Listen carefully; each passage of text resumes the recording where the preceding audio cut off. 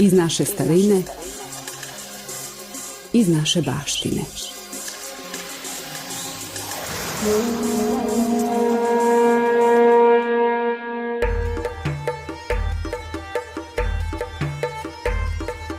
Poštovani slušaoci, u današnjem izdanju emisije Iz naše baštine ponudit ćemo vam srpsku narodnu priču Usud.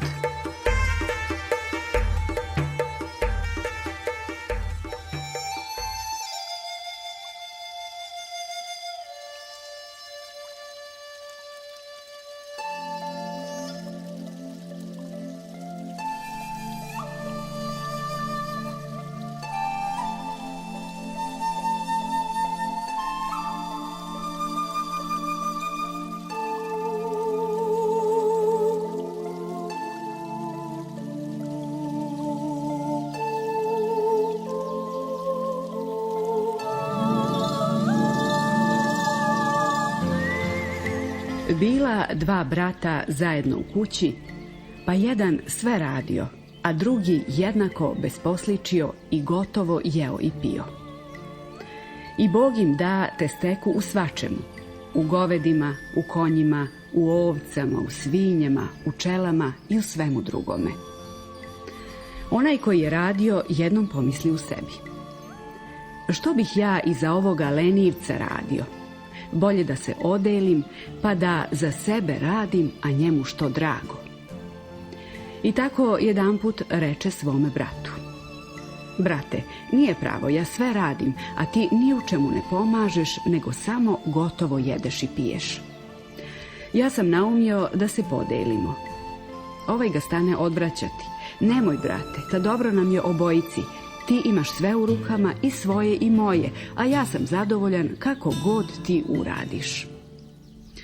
Onaj drugi ostane pri svome i tako se privoli i ovaj, pa mu reče: kad je tako, da ti je prosto. Eto, deli sam kako znaš.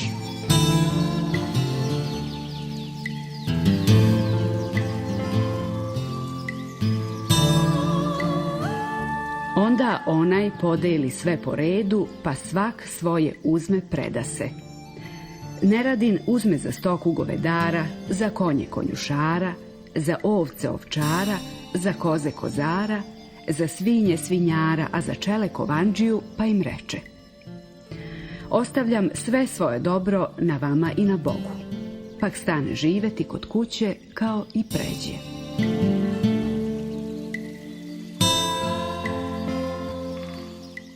A onaj drugi brat trudio se oko svoga dobra sam kao i pređe.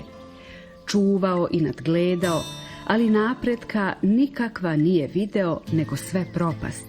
Od dana na dan sve gore, dokle tako ne osiromaši da već nije imao ni opanaka, nego išao bos. Onda reče u sebi: idem k bratu svome da vidim kako je u njega.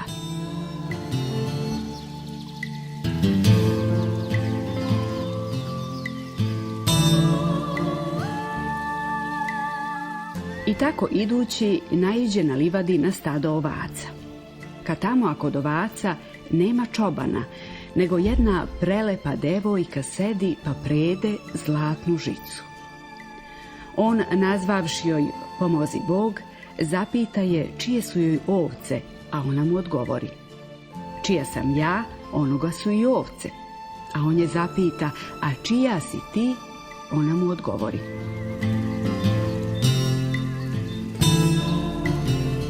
ja sam tvoga brata Sreća. Onda se on ražljuti pa joj reče: a gde je moja sreća? Devojka mu odgovori: tvoja sreća je daleko od tebe. A mogu li je naći? Zapita on, a ona mu odgovori: možeš, potraži je. Kad on to čuje i vidi da su ovce brata njegova dobre, da ne mogu bolje biti, ne htedne dalje ni ići da gleda drugu stoku, nego odande upravo otide k bratu. Kad ga brat ugleda, ražali mu se i zaplače. Kamo se od toliko vremena?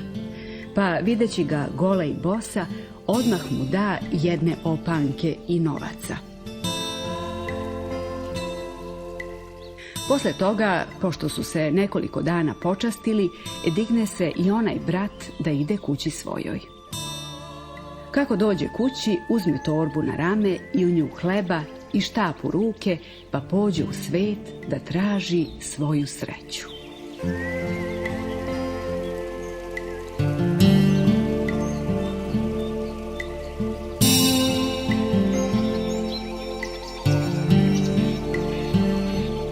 Putujući tako, dođe u jednu veliku šumu i idući kroz nju nađe jednu sedu, matoru devojčuru pod jednim grmom gde spava, pa izmahne štapom te je opali po nogama, a ona se jedva digne i jedva otvori oči od krmelji pa mu progovori: "Moli se Bogu što sam zaspala, a da sam budna bila, ne bi ti dobio ni tih opanaka." A onda joj on reče: "A ko si ti da ja ne bih dobio ni ovih opanaka?" A ona mu odgovori: "Ja sam tvoja sreća." Kad on to čuje, stane se busati: "I ti li si moja sreća, Bog te ubio, ko tebe meni dade?" A ona se odmah uteče: "Mene je usud tebi dao." Onda je on zapita: "A gde je taj usud?" Ona mu odgovori: "Idi pa ga traži." I u taj mah nestane. Onda čovek pođe da traži usuda.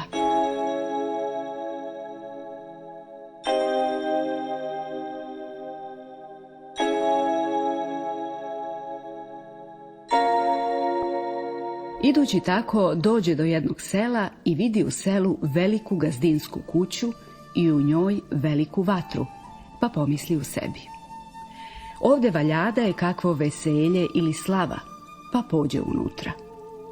Kad on unutra, a to na vatri veliki kazan, kuva se u njemu večera, a pored vatre sedi domaćin. Čovek onaj, ušavši u kuću, nazove domaćinu dobarveče, a domaćin mu prihvati: "Bog ti dobro dao." Pa mu reče da sedne do njega, pa ga stane pitati otkuda je i kuda ide, a on mu sve pripovedi kako je bio gazda i kako je osiromašio, pa kako sad ide usudu da ga pita zašto je siromah.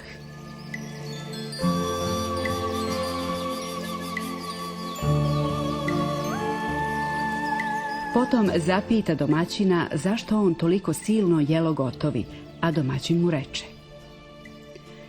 "Moj brate, ja sam gazda i svega imam dosta, ali svoje družine nikako ne mogu zasititi, sve kao da ala iz njih zija. Samo ćeš vidjeti kad stanemo večerati šta će raditi." A kad sednu večerati, sve je grabilo jedno od drugoga i onaj veliki kazan s jelom za tili čas prođe. Posle večere dođe reduša te pokupi sve kosti na jednu gomilu pa ih baci za peć, a on se stane čuditi gde mlada baca kosti za peć, dok ujedanput iziđu dve stare oklepane vešti, suhe kao aveti, i počnu sisati one kosti. Onda on upita domaćina: "Šta ti je ono za pećkom, brate?" A on mu odgovori: "Ono je, brate, moj otac i mati kao da su se okovali na ovome svetu, ne htaše crći jedanput ovoga sveta." Sutradan na pohodu reče mu domaćin: "Brate, opomeni se i mene ako gde nađeš usuda i zapitaj ga kakva je ovo nesreća, te ne mogu svoje družine nikako da zasitim i zašto mi otac i mati nikako ne umiru." On se obeća da će ga pitati, pa se oprosti s njime i pođe dalje da traži usuda.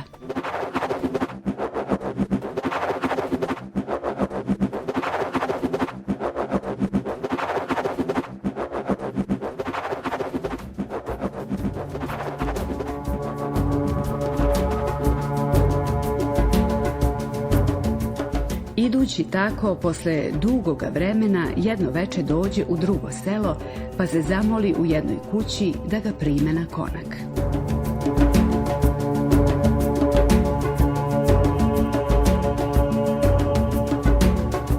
Oni ga prime i upitaju ga kuda ide, a on im kaže sve po redu šta je i kako je. Onda mu oni počnu govoriti: "Za Boga, brate, kad tamo odeš, pitaj i za nas zašto nam se goveda ne dadu, nego sve na traške idu. On im se obreče da će pitati usuda, pak sutradan pođe dalje.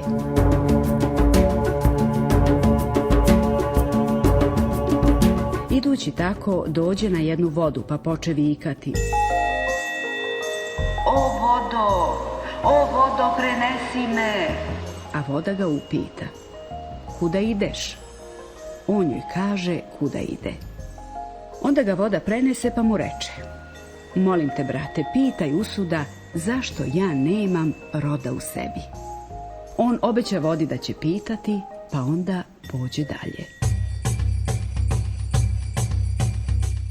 Idući tako zadugo, najposle dođe u jednu šumu i onde nađe jednoga pustinika, pa ga upita ne bi li mu mogao kazati što za usuda. Pustinik mu odgovori: idi ovud preko planine, pa ćeš doći baš pred njegov dvor. Ali kad iziđeš pred usuda, ništa ne govori, nego što god on radi, radi i ti, dokle te god on sam ne zapita. Čovek zahvali pustiniku, pa pođe preko planine. Kad dođe u usudove dvore, ima šta i videti. U dvoru kao da je carevina. Tu su sluge i sluškinje, sve se užurbalo, a usud sedi sam za gotovom sofrom, pa večera. Kad čovek to vidi, sedne i on za sofru, pa stane večerati. Posle večere legne usud spavati, legne i on. Kad bude oko ponoći, stane strašno tutnjati i iz tutnjave začuje se glas: O usude, rodilo se danas toliko i toliko duša, podaj im šta ćeš. Onda usud ustane, otvori sanduk s novcima, pa stane bacati po sobi sve same dukate govoreći: kako meni danas, tako njima doveka.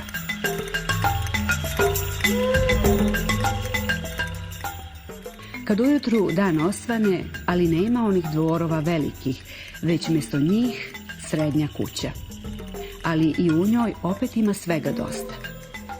Kad bude predveče, sedne usud za večeru, sedne i on s njim, a niko ne govori ni reči.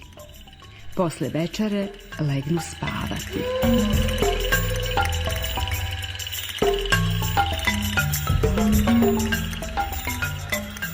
Kad bude oko ponoći, počne strašno tutnjati.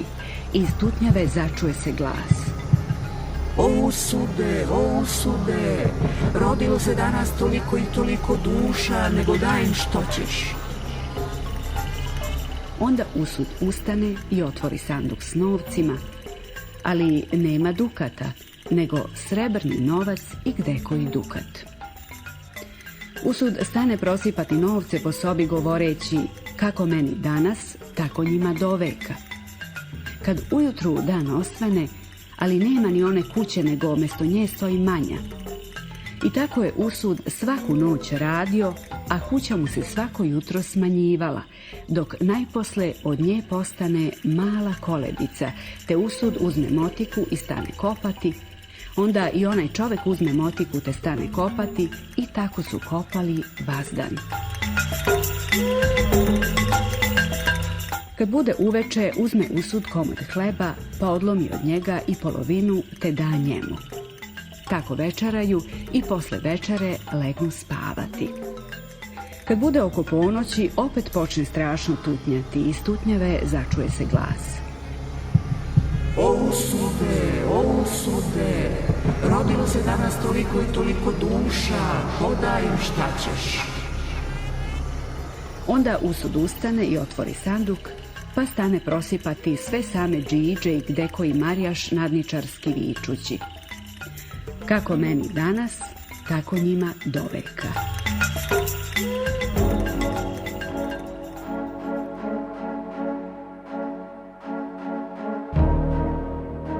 Kad ujutru svane, a koleba se pretvori u velike dvore kao što su bili prvi dan. Onda ga usud zapita: šta si došao? On mu kaže sve po redu svoju nevolju i da je došao da ga pita zašto mu je dao zlu sreću.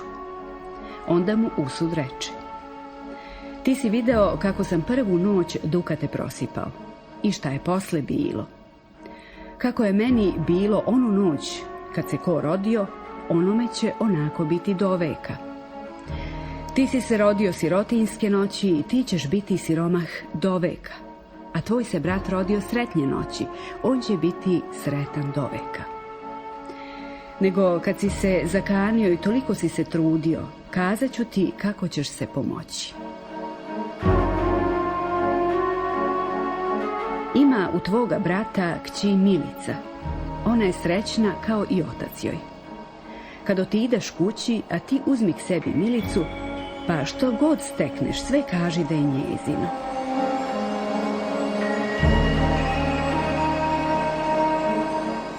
On se zahvali usudu, pa mu opet reče: u tome i tome selu ima jedan bogat seljak i svega ima dosta. Samo je nesrećan u tome što mu se čeljad nikad ne mogu da nasite. Izedu na jedan obrok pun kazan jela, pa im i to još te malo. A otac i mati onoga seljaka kao da su se okovali na ovome svetu.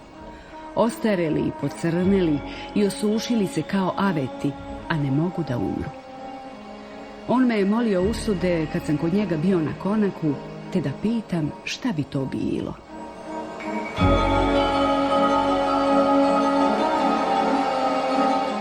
Onda mu usud odgovori: to je sve zato što ne poštuje oca i matere.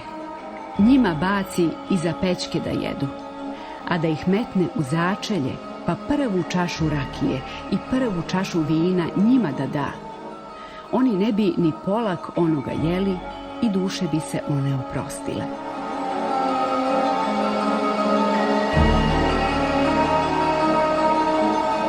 Potom on opet zapita usuda: u tome i tome selu kad sam noćio u jednoj kući, tužio mi se domaćin kako mu se goveda ne dadu nego sve na traške idu.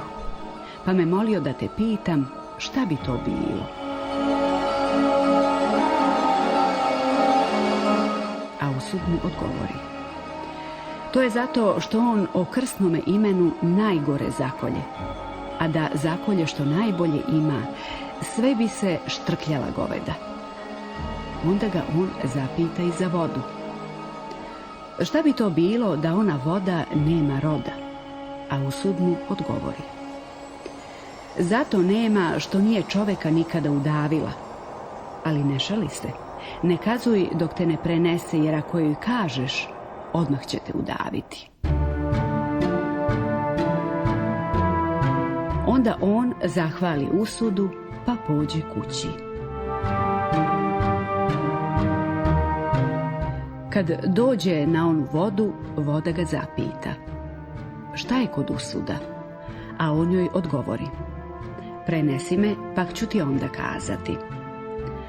Pošto ga voda prenese, on potrči, pa kad odmakne podaleko, a on se osvrne i poviče: o vodo, o vodo, nisi nikad čoveka udavila, zato roda nemaš. Kad voda to čuje, a ona se razlije preko obale, pa za njim, a on beži, te jedva uteče.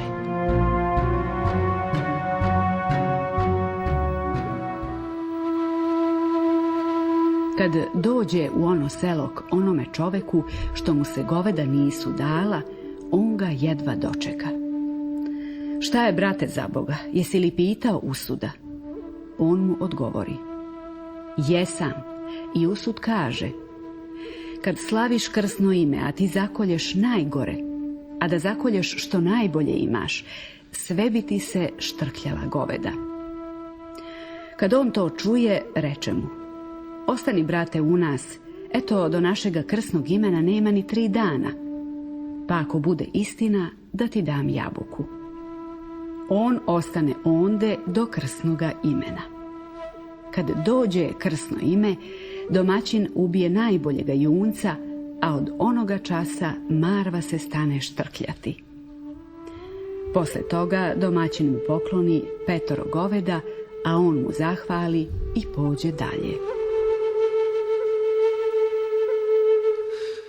Kad dođe u ono selo k onome domaćinu što je imao nesitu čeljad, domaćin ga jedva dočeka. Kako je, brate, za Boga? Šta veli usud? A on mu odgovori. Usud veli, oca i matere ne poštuješ, nego im bacaš za pećku da jedu. A da ih metneš u začelje, pa prvu čašu rakije i prvu čašu vina njima da daš, ne bi ti čeljad ni pola toliko jela, a otac i mati bi ti se upokojili.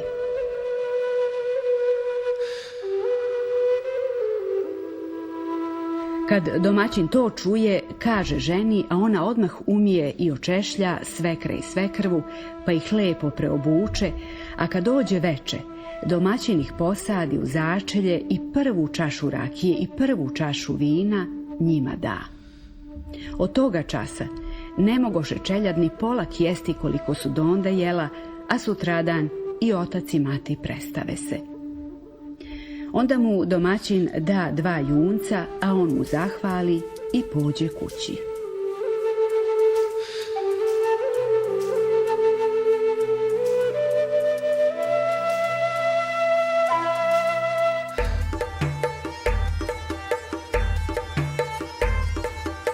Kad dođe u svoj zavičaj, stanu ga sretati poznanici i pitati: čija su ti to goveda?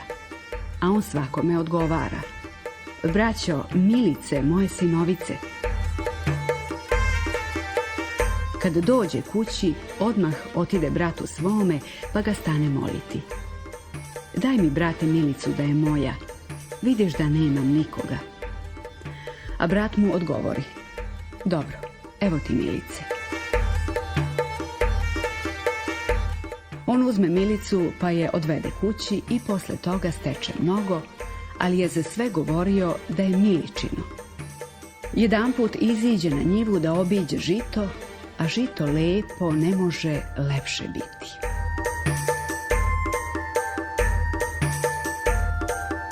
Na to udari onuda jedan putnik pa ga zapita: čije je to žito? A on se prevari pa reče: moje. U koji mah on to reče, žito se upali i stane goreti, a on kad to vidi, potrči za čovekom: stani, brate, nije moje, nego je Milice, moje sinovice. I tako se žito odmah ugasi i on s Milicom ostane srećan.